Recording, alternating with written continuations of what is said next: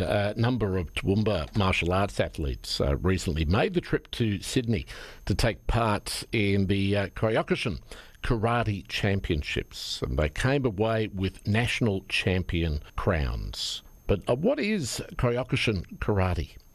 Well, it's been described as the hardest style of karate of all. It's full contact, it's bare knuckles, and for adults, it offers no padding at all. But it can be life-changing for a number of different reasons. Let's find out a little bit more about it. Toowoomba Kyokushin Dojo head is Senpai Drew Camm, and he joins me in the studio now along with another instructor from the Toowoomba Dojo, Col Anderton. Drew and Col, good morning. Welcome. Pleasure to have a chat to you. Thank you very much for having us. I want to start with the basics. What exactly is Kyokushin Karate? It's Kyokushin Karate. Kyokushin, okay. It's a traditional Japanese style of karate that was started by a gentleman called Sosai Ayama back in around the 1950s. And so he has brought a lot of the modern techniques into, instead of just your traditional standing still karate, but it's very traditional, a lot of repetition, and we train quite hard, and it has a lot of fitness as well as a lot of other benefits. It sounds pretty brutal. It sounds like a sport not at all for the faint-hearted. You've called it the hardest style of karate. It's full contact, bare knuckles, and for adults, no padding at all. Is it brutal in reality? Is that the idea? Tell me more. If you look at the highlight reel of anybody's life even, but let's look at the highlight reel of Kyokushin Karate. If you were a top fighter, yes, you fought very brutally. You fought bare knuckle, you fought in Japan, you took a lot of hard hits.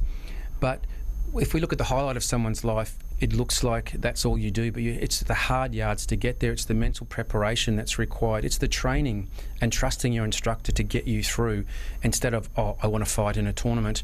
Yeah, sure, but that'll take you about a year until we can actually get you ready for a tournament, because you need to learn all the basics of how to move and how to move your body.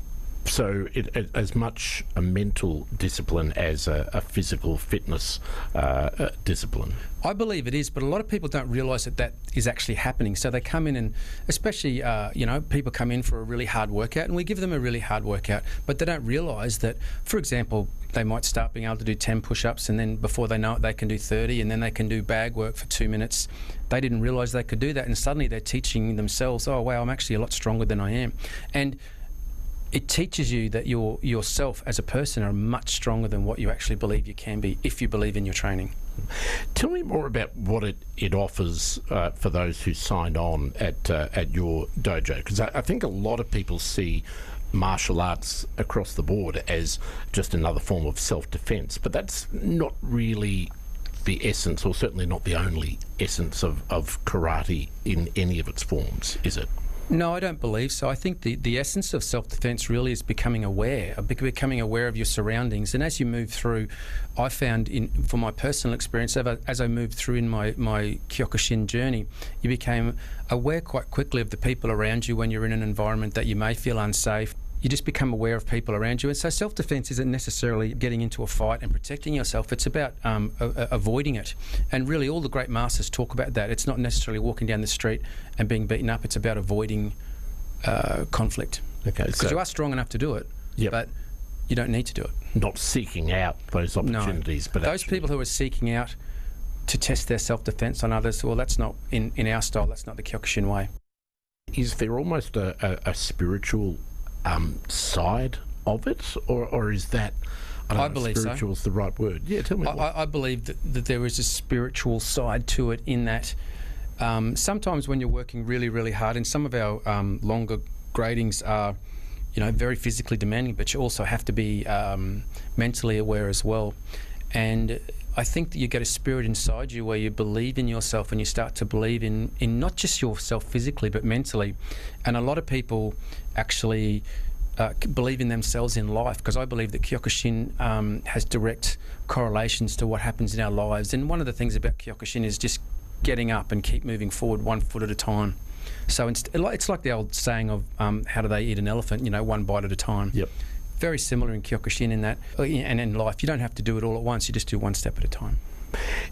Among the benefits that you've spooked about it is, and you've talked a bit about this, the flexibility, obviously, the core strength, balance, but memory retention, which might confuse a few people who think that it's all physical. Where does the memory retention come in? Well, if I break it down, we have something called Kihon, which is our very basic movements, the learning of the punching and the kicking and that sort of stuff.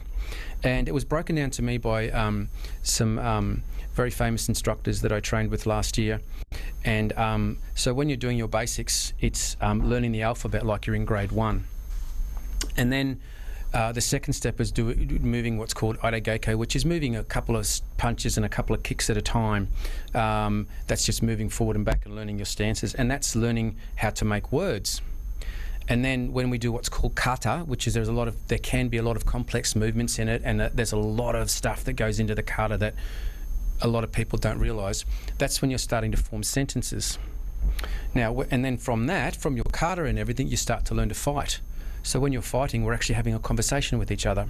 So you've got put all of your A's and your B's and your C's together, and I have, and then we're seeing how we can talk to each other. Now that was broken down to me last year, and that was a really good way for someone to understand it, because there's something like 35 kata that you need to know as you're moving through the ranks. Yep. So if you're doing that as a grading when you're moving up through the third and fourth dans and fifth dans, you have to know all those on the day, and you have to repeat them all on the day. Col, can I bring you in here? So what are we saying, 6 years ago, you made that trip into the dojo that is a monumental step for anyone that Drew was talking about. What got you in? Firstly, it was my daughter. I pushed her in first. Well, not pushed, I should say. Encouraged her to go and join. Yep. And then I watched and learnt from what she was doing in the dojo, which was so beneficial for her confidence and being a lady in our society. We need to encourage that confidence aspect and that self-belief aspect, and that come out through Senpai and his teachings. And I went, ooh, I'd like to join this. Wow, there's something more to it than what you thought initially. And I wasn't encouraged to go down the line of fighting as such. Mine was more about getting that mental, the social, the physical aspects all together, and be able to perform the kata right at the end of, like the Senpai spoke before about 35 kata that we have to learn. Yep. Basically through muscle memory, and it just comes out using the Japanese language. That was my direction. I wanted to go down that line as opposed to fighting, whereas my child started with the fighting. Okay. So that's what really started, was that, I like the look of that. Yeah. So She was an Australian champion 3 years running. Wow, gee. So she's done Very good well. fighter. Yeah, absolutely. But you were attracted more to, it sounds like, that mental discipline, very much the other side, rather than the self-defence or the brawn, the physical side of it. That's correct. And I was concerned about encouraging my child to go into it, because I just assumed when you go onto the mat, it's one-on-one. Yep. And people are trying to knock each other over, and that wasn't the case. It was about a very social family aspect of the dojo. We're looking after each other. She was being taught properly. She was not being pushed around or taught to push other people around. It was about her learning and getting either side of the body working together, which is amazing how it works, trying to write right-handed when you actually can do left-handed as well after you do this aspects. Yeah. So that was really, Still, there would have been a time, Col, no doubt, when you came across that situation that Drew, that Senpai described, which is, the first time you're in a ring or on a mat with an opponent, and someone punches you in the chest, even if you're wearing armour, and you feel that strength of another person, which most people haven't encountered before. Do you recall that in particular? Absolutely, and it was one of our ladies actually, and she hit me in the tummy, and that hurt. I shouldn't laugh, because it's really one person who's skilled at it versus another one who's not so skilled. Gender doesn't really matter. No, it does not. Yes, but that would have been a little bit more confronting because of our stereotypes that women don't hit men. And it was funny because Senpai just finished teaching us how to block that punch, and of course I didn't listen. Yep. And then she hit me. You had a number of members of your dojo compete at the recent National Kyokushin Karate Championships in Sydney. Overall, they, pardon the pun, they punched well above their weight. Tell me how what the end result was. Oh, well, we had two of our youngest students, Max and Frankie. They both won their national championships for their age group. So in Kyokushin, as I mentioned before, all the kids are padded up. We don't want them to get severely injured. So at that age, they're wearing chest guards, head guards, gloves.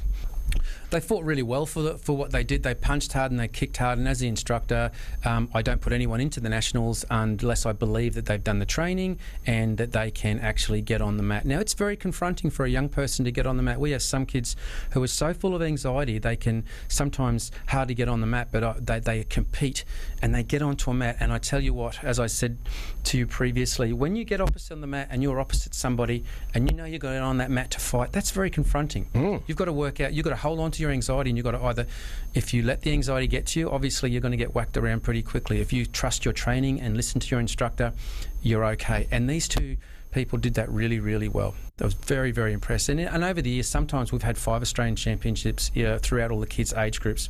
So we go very well because we're up against some dojos that have 200 kids. And obviously being Toowoomba, we don't have 200 kids in a Kyokushin dojo. Yep. Who comes along? Is there an age limit? Do you have to be fit to start with? Do you have to be skinny? Do you have to be any number of things? Oh, look, we have ages from 7 and up is what I say to people. So we do have kids classes and we have the adults classes. The big mistake a lot of people make is they think, I need to be fit to start karate. Well, just come to karate and try. So if you're unfit and perhaps overweight or whatever, you only do a small amount. And I make sure you don't go too hard initially. Once you've been around for a bit, then you start to push yourself a bit. But it doesn't matter your fitness. It doesn't matter your... we have a lot of people who have a knee that they can't even move. Right. That's okay. We make allowances for it because it's about making yourself better. Yeah, Drew Camm and Col Anderton, both proponents of Kyokushin, and Senpai Drew Camm is the head of the Toowoomba Kyokushin dojo, and Col is a instructor, been going along for 6 years, reckons it's changed his life. If you're interested in finding out more, you can Google that, Toowoomba Kyokushin, and go from there. But it sounds like if you're looking for a new sport, sounds like it could be a good way to go. And our local competitors from that dojo did very, very well at the recent Kyokushin National Championships in Sydney, 21 past 9. ABC Breakfast.